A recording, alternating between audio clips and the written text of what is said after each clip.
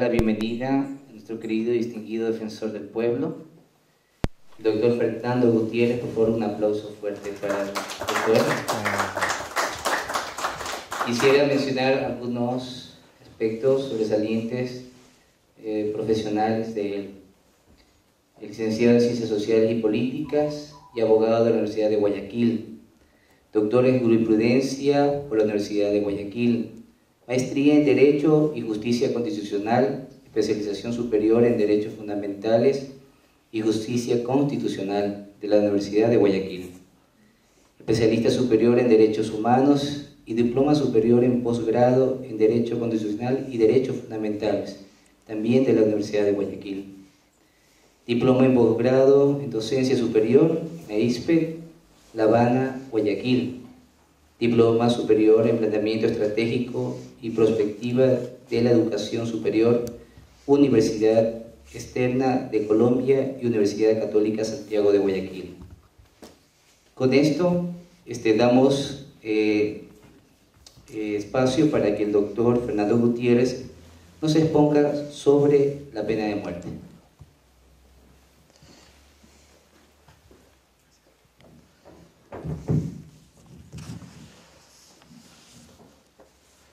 Gracias.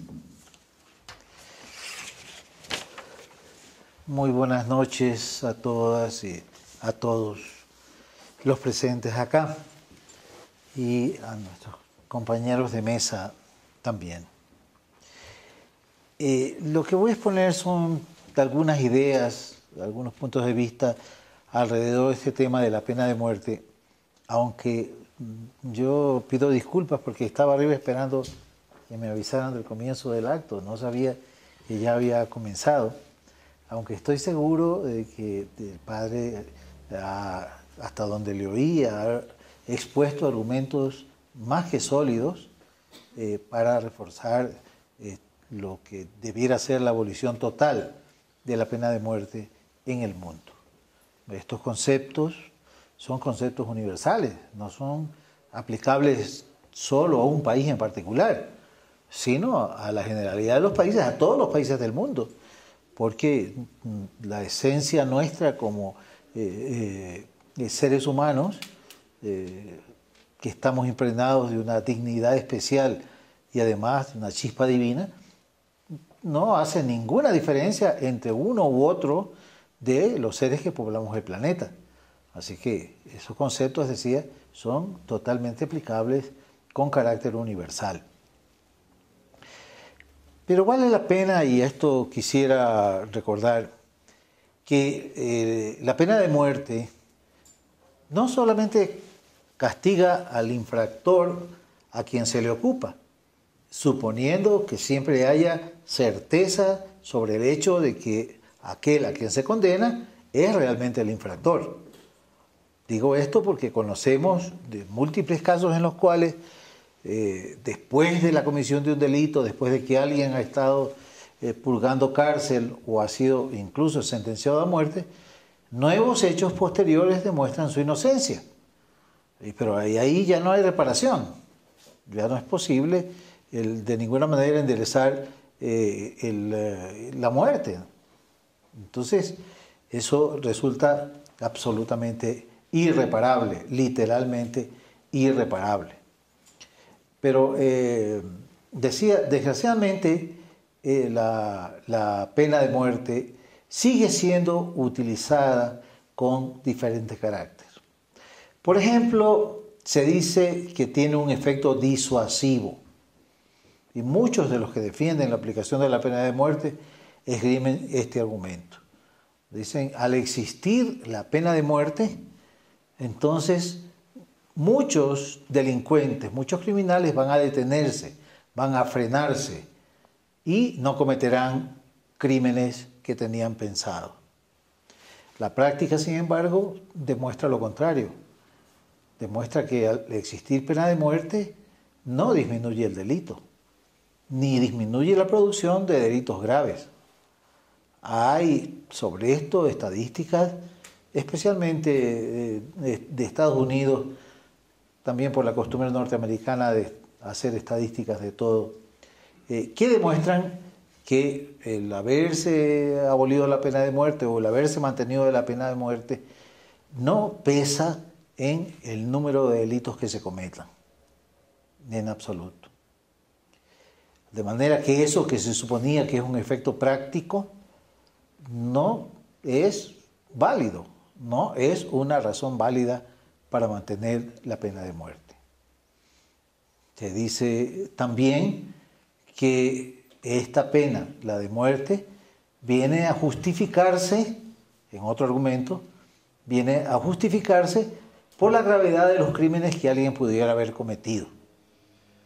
Pero aquí estamos nosotros pensando, aun cuando no se expresara de esa manera, estamos pensando en una suerte de venganza privada o pública.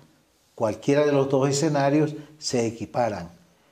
Es decir, de lo que se trata es de desquitarse, de vengarse del acto que se cometió. Y por tanto, el castigo tiene que ser tan severo o más que el crimen que se ha cometido. Y esto no tiene en cuenta la naturaleza propia de los seres humanos.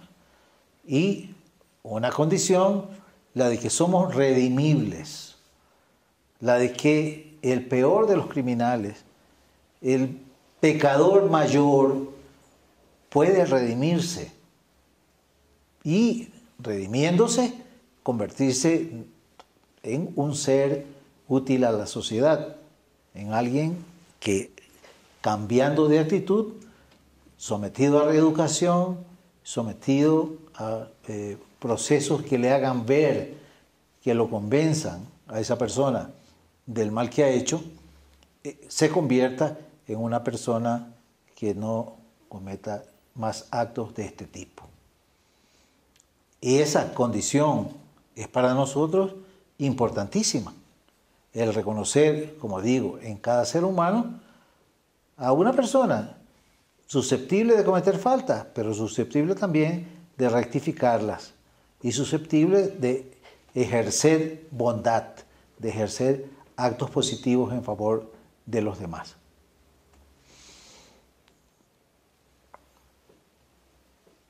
De manera que estos argumentos respecto de la pena de muerte no justifican y no pesan lo que pesaría la parte negativa de la aplicación de esta pena.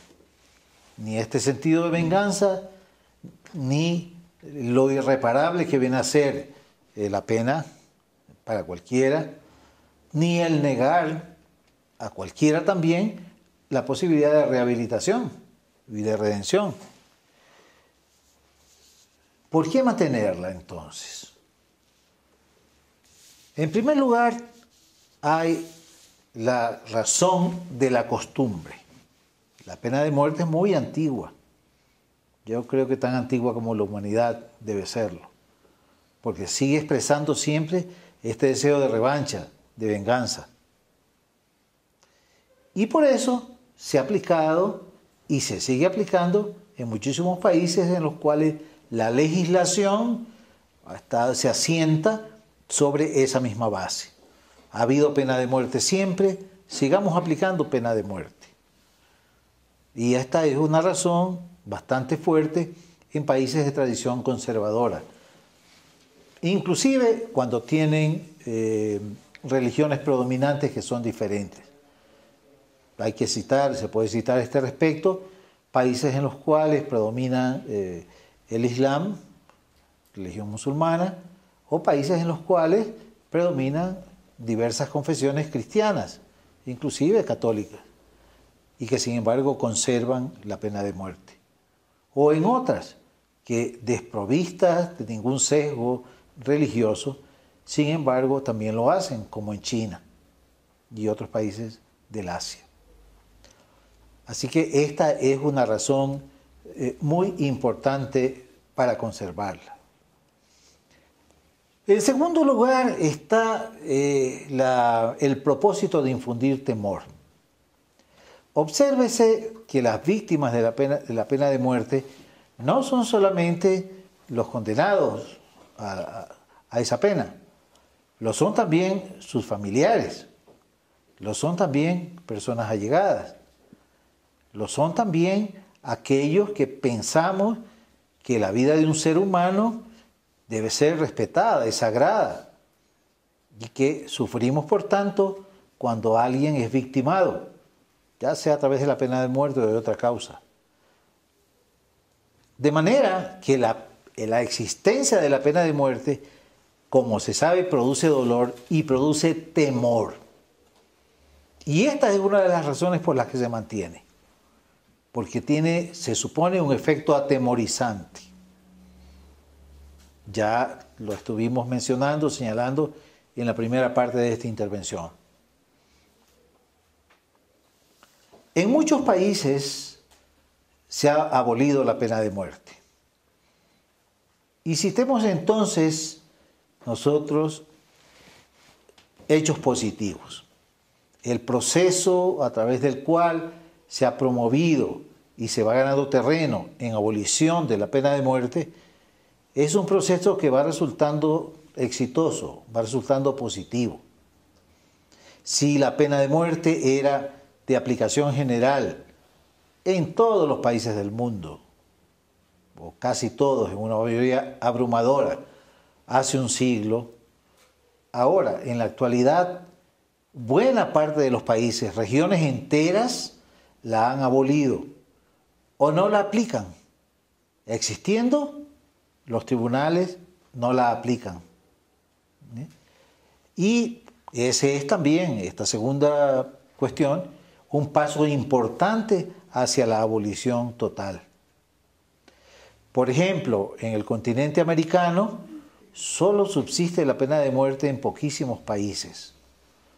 En Estados Unidos, que es uno de los más importantes aplicadores de pena de muerte, pero hay que matizar esa situación y este examen, porque muchos estados sí han abolido la pena de muerte y muchos otros han decretado su suspensión, la suspensión de su aplicación, de manera que va siendo cada vez más reducido el número de estados dentro de Estados Unidos que la ponen en funcionamiento, en aplicación. En Cuba, un país de otro signo ideológico, la pena de muerte, que ha sido aplicada, me parece, la última vez hace 3 o 4 años, ahora, por una decisión tomada por el Estado cubano, se ha suspendido, no ha abolido.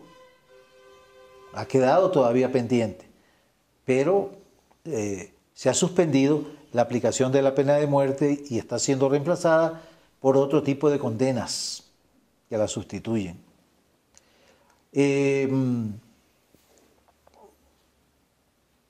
¿Y dónde más? En algunos países del Caribe, de tradición inglesa especialmente, conservan la pena de muerte. Esto porque, si no recuerdo mal, en Inglaterra también se mantiene, ¿no es cierto? Y la influencia cultural de Inglaterra es muy fuerte en estos países que antes fueron sus colonias. En Sudamérica no hay ningún país que mantenga la pena de muerte. En el caso de Ecuador fue abolida hace muchos años. En realidad fue abolida en el siglo XIX. Hubo una primera abolición, aunque se siguió practicando, pero en circunstancias de desorden social y político. Incluso bajo la Revolución Liberal, que dictaminó la abolición total de la pena de muerte, ya no solo por razones políticas, sin embargo ocurrieron fusilamientos. Y luego no ha vuelto a pasar, no ha vuelto a ocurrir. Estamos hablando de la pena de muerte como la supresión de la vida por parte del Estado. Pero en la práctica, y no desde el Estado, se cometen asesinatos que vienen a ser el equivalente de la pena de muerte. Bueno, las penas son otras y han sido reemplazadas más bien por penas de prisión. aunque hay una parte de la sociedad que sigue pensando que la pena de muerte debe ser restablecida. Hablo de Ecuador, pero eso mismo pasa en muchos otros países. De hecho, públicamente, corrientes ideológicas y políticas acá en el Ecuador han reclamado el restablecimiento de la pena de muerte de forma pública, a través de manifestaciones abiertas. Eso es un despropósito que no ha sido aceptado. Generalmente, las oleadas de violencia delictiva despiertan otra vez voces a favor de la pena de muerte. No debe extrañarnos que ahora mismo suceda eso y que hayan personas que sigan pensando que los delincuentes simplemente hay que matarlos. Matar a los delincuentes no suprime la delincuencia, no suprime el delito. Lo único que hace es cegar una vida humana y no otra cosa. Y cegar con eso las posibilidades que tiene esa persona de ser rehabilitada. De manera que en cuanto a pena de muerte, el proceso, y en eso estábamos, de abolición se retoma con bastante vigor. La comunidad de San Egidio, de hecho, ha cumplido un papel bastante importante. Y ese papel, por sobre todo, se ha demostrado en el caso del continente africano, en donde la promoción que se ha hecho, los esfuerzos que se han hecho, conferencias internacionales, demostraciones, visitas y la propia presencia de la comunidad en países de África, ha contribuido de manera decisiva a que esos países o declaren la abolición o declaren la suspensión, aunque sea del castigo, del delito.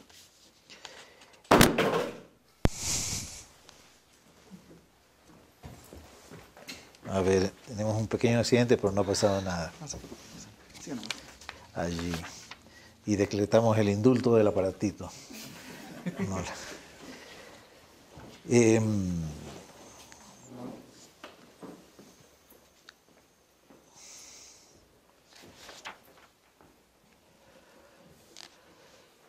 Asimismo, hay un importante aporte que no hay que dejar de mencionar de Amnistía Internacional en campañas sucesivas y muy firmes en pro de la abolición de la pena de muerte. Amnistía a lo largo de muchos años, yo creo, me parece que desde el comienzo de su existencia como institución, ha luchado por esto, y ha mantenido una actividad encomiable en favor de este propósito. De manera que lo que podemos sentir en esto es un limitado pero sano optimismo en que esta lucha por la abolición va a tener un resultado aún más fructífero y va a lograrse en muchos otros países. Pero hay que recordar que la lucha por la abolición de la pena de muerte es y debe ser al mismo tiempo una lucha por el reconocimiento de lo que el padre decía al final de su intervención, de la dignidad humana y las consecuencias prácticas que esa dignidad tiene, del reconocimiento de que cada ser humano tiene un valor por sí mismo y de que la sociedad y el Estado, por supuesto, que representa los intereses de la sociedad, pero que no puede tomar decisiones por sí mismo, alejado de lo que piensa la gente y de lo que siente esa sociedad, debe hacer. Es decir, este absoluto respeto a los derechos humanos, a la integralidad de los derechos humanos. Por supuesto que a la vida en primer lugar, pero no solo a la vida. Y ni siquiera a la vida solamente considerada desde un punto de vista biológico, sino a la vida considerada como un hecho social, es decir, a las condiciones en las cuales un ser humano debe desarrollar su existencia. Condiciones materiales, condiciones intelectuales, condiciones espirituales que permitan la elevación de este ser humano a la más alta categoría. Así que esa lucha, repito, no es una lucha aislada, no es por un solo tema aislado, sino que es una lucha por la integralidad de todos los derechos humanos. Gracias.